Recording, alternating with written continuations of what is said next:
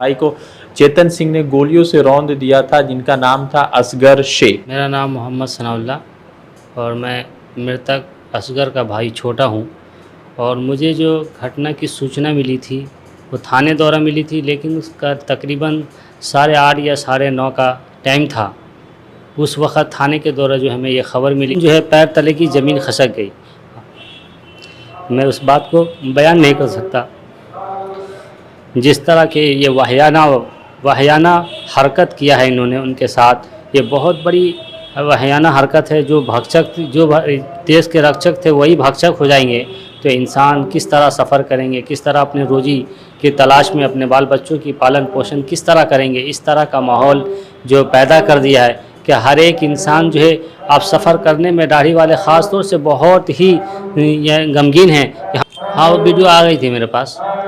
मेरा भाई सफ़ीउल्लाह था, उनके पास आया, कानपुर के अंदर रहता है वो। उन्होंने मेरे पास फोटो, शाम तक हम लोग को यही खबर थी कि यह सीआरपी के जो आपस में दोनों में जो मतभेद हुआ, दोनों में जो है ऐसी मतभेद हुई होगी तो गोली चला तो छिटक के लग गई।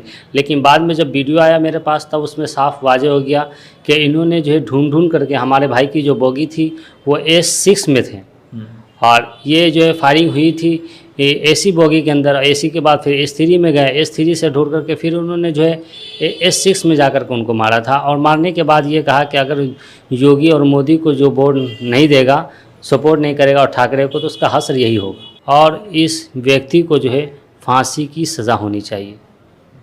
एक सवाल कि वालदा आपकी है हयात से? हाँ, मेरी वालदा हयात से हैं। तो जब उनको खबर हुई तो सदमा तो होगा ही, जाहिर सी बात है, मगर फिर उनको जब ये खबर है तो उनके किस तरह के मतलब के शब्द थे, क्या वो चाहती थी जब बेटे के बारे में खबर हुई? और आखिरी बार उनकी बात कब हुई थी उनसे? उनकी आखिरी बार बात हुई थी हफ्ता दिन पहले करीब, उनकी आखिरी बार बात हुई थी। और जिस दिन वो वहाँ से निकले थे उस दिन बात करना चाहे, लेकिन जो है बात नहीं हो पाई थी। मोबाइल जो है उनका जो शायद रिचार्ज नहीं था और जय हिंद दोस्तों, मेरा नाम है रजा अंसारी। आपको मालूम होगा कि 31 जुलाई को देश में एक ऐसी घटना हुई थी जिसने देश के लोकतांत्रिक मूल्यों की धज्जियां उड़ा दी थी। रक्षक जो है भक्षक बन गए थे। जिस तरह से जयपुर से मुंबई जा रही ट्रेन में चेतन सिंह ने चार लोगों को मौत के घाट उतार दिया था और 3 मुसलमान उसमें शामिल थे, जो दाढ़ी टोपी देखकर जो है निशाना बनाया गया। फिलहाल मेरे साथ जो है एक व्यक्ति है जिनके भाई की शहादत उसी ट्रेन में हुई थी। इसी के भाई को चेतन सिंह ने गोलियों से रौंद दिया था, जिनका नाम था असगर शेख। 4 लोगों की मृत्यु हुई थी। एक टीकाराम मीना जी थे और उसके अलावा एक मोहम्मद सैफुद्दीन थे, मोहम्मद कादिर थे और उनके साथ असगर शेख थे। असगर शेख के ये भाई हैं, बिहार के मधुबनी से ताल्लुक़ रखते हैं, पश्चिम बंगाल आए हुए हैं। जोड़ा सांख उम्मीद फाउंडेशन की तरफ से एक प्रोग्राम है, प्रोटेस्ट प्रोग्राम, उसमें शामिल होने के लिए। तो इनसे जुड़े हुए बातचीत करेंगे कि आखिर किस तरह से इन तमाम वारदात को इन्होंने देखा। सबसे पहले कि 31 जुलाई को ये घटना हुई, आपको जानकारी किस वक्त मिली? क्योंकि सुबह का वक्त जब ये घटना हुई। मेरा नाम मोहम्मद सनाउल्लाह और मैं मृतक असगर का भाई छोटा हूँ।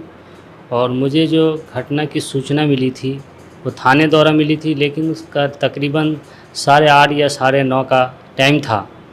उस वक़्त थाने के द्वारा जो हमें ये ख़बर मिली, आधार कार्ड उनका जो है हमारे मोबाइल पर जो भेजा गया, नंबर लोगों के गांव में जो जानने वाले लोग हैं उनके नंबर थाने में होते हैं, उनके पास भेजा गया कि ये कौन लोग हैं।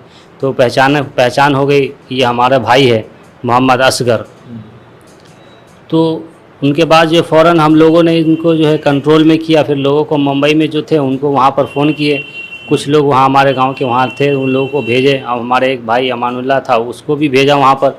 उन लोगों ने वहाँ पर पहुँच करके जो है लाश के बॉडी के पास पहुँचे और उसको जो है कंट्रोल किया। तो जैसे ये घटना हुई तो जाहिर सी बात है, आप उस वक्त कहाँ पे थे और किस तरह से आपको ये खबर मिली थी?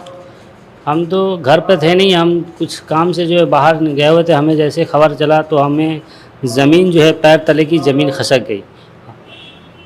मैं उस बात को बयान नहीं कर सकता।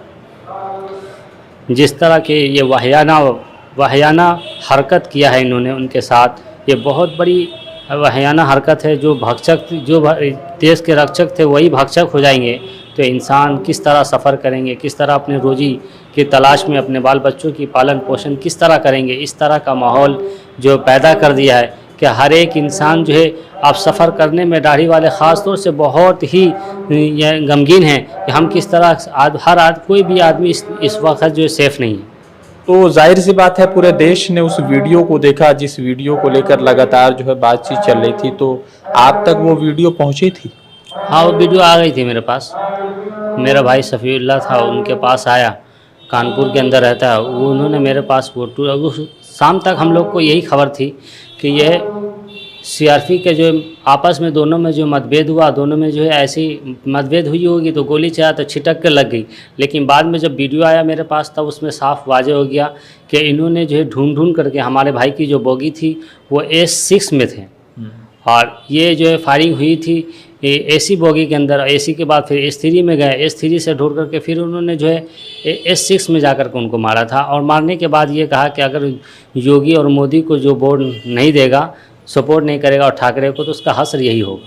अच्छा, तो जैसे खबर आई तो पूरे मोहल्ले में फैल गई होंगी। वहाँ पर लोकल जो सियासी लोग थे उन लोगों का किस तरह से सहयोग था? क्या आपके गांव के हिंदू भी आ रहे थे आपके साथ दर्द में शामिल होने? जो कार्यकर्ता में से हैं वो लोग आ रहे थे, हिंदू के अंदर से भी कुछ जो है कलेक्टर वगैरह और जो है जैसे पप्पू यादव साहब, ये लोग भी आए थे और आकर के जो है अपने दुख और ये वीडियो वगैरह जो होते हैं और प्रमुख ये सब भी आए थे घर पर। तो अभी तो फिलहाल वो चेतन सिंह गिरफ्तार है, मगर फिर भी क्या उम्मीद है और क्या डिमांड मोदी सरकार से आप लोग कर रहे हैं? चूँकि जो लॉस हुआ है वो तो वापस नहीं आएगा, मगर फिर भी क्या उम्मीद है, क्या डिमांड करते हैं जिससे ज़ख्म थोड़ा सा भर जाए? जी, 1 करोड़ रुपए की मांग है। ये कम से कम जो है उनके बच्चों को पालन पोषण के लिए हमारी जो सरकार है, हमारी सरकार जो गृह मंत्री और प्रधानमंत्री से मैं गुजारिश करता हूं कि 1 करोड़ रुपए इसको मुआवजा दिया जाए और इस व्यक्ति को जो है फांसी की सज़ा होनी चाहिए। तब और पप्पू यादव आए थे तो कितना आप लोगों को मदद किए थे? आर्थिक मदद की थी उन्होंने। अच्छा। वो 25,000 की। अच्छा, जी। तो एक सवाल ये भी बहुत अहम है कि पूरा जो है देश भर में जो है एक नया नफरत का एक माहौल कुछ लोग चला रहे हैं, तो इन सब चीज़ों को देखते हैं तो किस तरह से लगता है कि पुराना वाला हिंदुस्तान और नया वाला हिंदुस्तान, इन सब में क्या फ़र्क दिखता है आपको? पुराना वाला हिंदुस्तान तो है ही नहीं, क्योंकि हिंदुस्तान जो पुराना, अगर जो पुराने में अगर पीछे जाकर 10 साल 20 साल पीछे अगर जाते हैं तो जो जितनी मोहब्बतें और जितनी बातें पहले थी वो सारी की सारी जो ख़त्म होती जा रही है। भेदभाव हो गया धर्म के नाम पर, तो कभी किसी के नाम पर, कभी मुसलमान के नाम पर, ये आए दिन कोई ना कोई वाक़यात होते ही रहता है। तो आप लोग जब ट्रेवल करते हैं तो इस तरह का अब डर पैदा रहता है मन में? जब ट्रैवल करते हैं तो इंसान के दिल में अब जो है डर सा भी रहता है कि भाई कहीं ऐसा ना हो कि हम लोगों के साथ भी कोई जो है वाक़यात पेश आ जाए। लेकिन बाकी ज़मीन तो अल्लाह है, लेकिन ऐसा नहीं होना चाहिए। इस तरह का जैसे पहले आदमी सफ़र करता था बिल्कुल ट्रेन में बैठने के बाद सुरक्षित हो जाता था, लेकिन अब तो सुरक्षित होने में भी आदमी को डर है कि वहाँ पर भी सुरक्षित नहीं है। तो इस तरह की व्यवस्था जो है रेलवे से कहूँगा कि रेलवे वाले जो है वो अच्छी तरह से व्यवस्था करें। ऐसे मानसिक रूप वाले जो नफ़रत के बीच बात को करने वाले ऐसे लोगों को जो है इसमें न दिया जाए। ऐसे लोगों से जो है ट्रेन की और ट्रेन के जो है सफ़र करने वाले की जो है पूरी ज़िम्मेदारी जो है ट्रेन के जो मंत्री हैं उसकी ज़िम्मेदारी होती है कि इसको सही तरीक़ा से वो फॉलो करें। अब ट्रेन में जो पहले बैठते थे हम लोग, तो लोग जो है आपस में पॉलिटिक्स की बातें करने लगते थे, ये सरकार ख़राब है, वो सरकार अच्छी है, फलां अच्छी है, मगर आज के ज़माने में ये सब करना बहुत गुनाह लगता है जिस तरह से माहौल बन गया। जी जी। हाँ, आज के पहले जो आदमी कुछ बातें करते थे, कुछ लोग जो है इधर की बातें कुछ उधर की बातें करते थे, एक दूसरे को जो जिसको फॉलो करता है उसको अपना जिसको जो वोट देना था जिसको अपना सपोर्ट करते थे, लेकिन इस तरह का तनाव नहीं होता था। लेकिन अब ये सब बातें वहाँ पर करने की बिल्कुल ही नहीं है, क्योंकि आज लोग जो है पता नहीं किस तरीक़ा से नफ़रत के बीज बो दिया गया है कि हर आदमी के अंदर जो है जहर घोल करके जो पिला दिया गया है। अभी तक तो तकरीबन अराउंड 26-27 दिन हो गए इस पूरी घटना को। आपको कोई खबर कुछ आया, कुछ सरकार की तरफ से कुछ सहायता का फ़ोन आया सेंट्रल गवर्नमेंट की तरफ से? सेंट्रल गवर्नमेंट की तरफ से अभी तक कोई सहायता का जो है खबर नहीं आया। अनाउंस हुआ था कि कुछ जो भी लोग मरे हैं या शहीद हुए हैं उनको पैसा दिया जाएगा सरकार की तरफ। नहीं, अनाउंस भी नहीं हुआ अभी तक। वो जो सिर्फ एसआई जो मरे हैं उनको जो है अनाउंसमेंट हो गया था 56 करोड़ ऐसे कुछ 56 लाख, हाँ 56 लाख का जी। उसके अलावा और किसी का जो है अनाउंसमेंट नहीं हुआ है, बल्कि वो जो 10 लाख रुपए जो है इन लोगों को मरने वाले तीनों व्यक्ति को मिला है, वो टिकट का जो है जो होता है मुआवजा वो मिला है इनको। आप लोगों को मिला वो पैसा? हाँ ठीक है। तो एक सवाल ये है कि जो लोग भी पूरे देश भर में इस तरह की नफरती माहौल को जन्म दे रहे हैं उन लोगों को क्या पैगाम और मैसेज दे रहे हैं? उन लोगों को यही पैगाम हम देना चाहते हैं कि भाई ये माहौल को ऐसा, हिंदुस्तान के जो कानून है, हिंदुस्तान का जो संविधान है, वो संविधान के खिलाफ ना चले, बल्कि हिंदुस्तान को संविधान के हिसाब से ही चलाएं और इस तरह का माहौल ना पैदा करें, बल्कि अमन का और जो है इज़्ज़त का, मोहब्बत वाला माहौल को फिर से वो कायम करें। इस तरीक़े से जो है कि ताकि हर एक इंसान को यहाँ पर रहने का और अपने मज़हब पर अमल करने का पूरा हक़ है। एक सवाल कि वालदा आपकी है हयात से? हाँ, मेरी वालदा हयात से हैं। तो जब उनको खबर हुई तो सदमा तो होगा ही, जाहिर सी बात है, मगर फिर उनको जब ये खबर है तो उनके किस तरह के मतलब के शब्द थे, क्या वो चाहती थी जब बेटे के बारे में खबर हुई? और आखिरी बार उनकी बात कब हुई थी उनसे? उनकी आखिरी बार बात हुई थी हफ्ता दिन पहले करीब, उनकी आखिरी बार बात हुई थी। और जिस दिन वो वहाँ से निकले थे उस दिन बात करना चाहे, लेकिन जो है बात नहीं हो पाई थी। मोबाइल जो है उनका जो शायद रिचार्ज नहीं था, और चार्ज ना होने की वजह से जो बात नहीं हो पाया था। और आपके वालिद साहब? मेरे वालिद साहब दुनिया में नहीं। अच्छा। वालिद साहब हमारे जो है करीब हम 15 साल के थे जब ही दुनिया से रुखसत हो गए थे। जो अहलिया, जो असगर शेख साहब का जो शहादत हुआ, तो उनके कितने परिवार के लोग हैं, कौन कौन लोग शामिल? उनके पास 4 लड़की हैं, एक लड़का है और एक उनकी अहलिया है। आप कैसे चल रहा है? आप ही लोग मिला जुला के चला रहे हैं? जी बिल्कुल मिला जुला के, क्योंकि चलाना ही पड़ेगा उसे, ऐसे थोड़ी चलेगा काम। जी।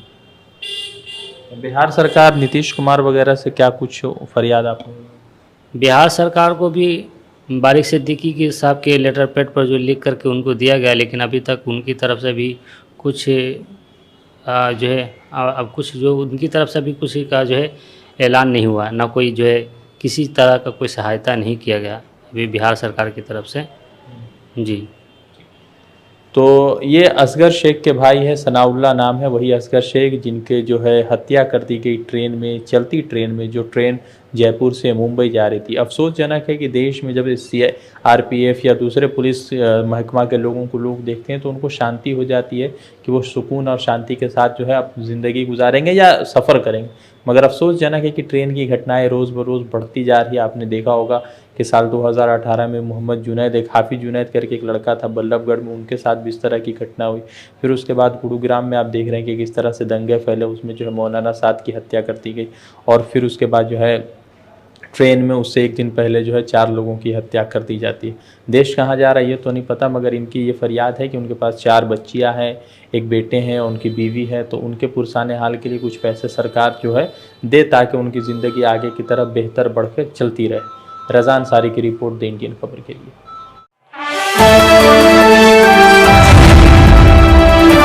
द इंडियन खबर, सच आपके सामने।